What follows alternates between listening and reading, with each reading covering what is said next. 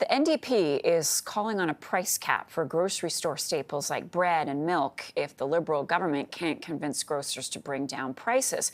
For months, the Liberals have been trying to get grocery chains to sign a code of conduct they say will bring down prices for everyone. Some food costs have eased due to a decline in inflation, but the NDP says prices have not dropped nearly as much as they rose in the past 3 years. Jagmeet Singh has accused grocers of price gouging.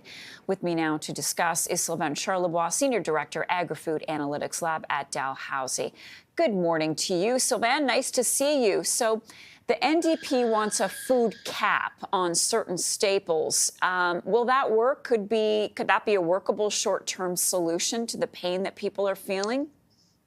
Yeah. Well, it may sound like a straightforward policy, but it's how you do it that actually can get tricky. I'll use as an example milk prices in the province of Quebec. Milk prices at retail are regulated in Quebec, but it's where you find the most expensive milk at retail in the country. It's just because how you set prices. That's one thing. The other thing about setting prices or capping prices that you discourage investment. You basically will discourage companies to invest in that space, and they'll just move on and make money somewhere else. So certainly a very dangerous road to take at this point, given the fact that food security is a problem across the country. Yeah, and it seems like, as you point out, there's a lot of variables. How do you see major grocers responding to a price cap? Well, of course, they could actually shrink the number of SKUs they carry, so the number of products they actually would sell. That could be one thing. And of course, monitoring is a big deal.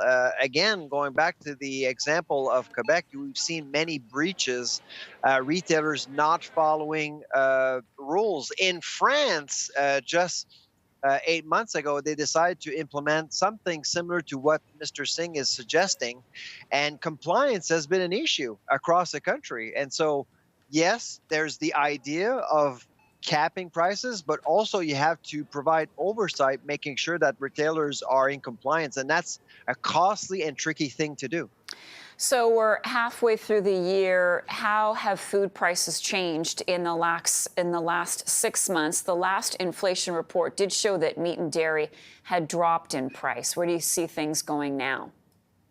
Well, this is the one thing I do wonder what data is Mr. Singh looking at, because in the last 3-4 months, we've seen many food categories see prices drop. Prices are dropping, and there are exceptions, of course. Meat, beef is certainly one. Olive oil is another one. But generally speaking, prices are actually dropping, not just inflation, but prices overall at the grocery store. So things are actually getting better, and we think that is going to continue over the summer.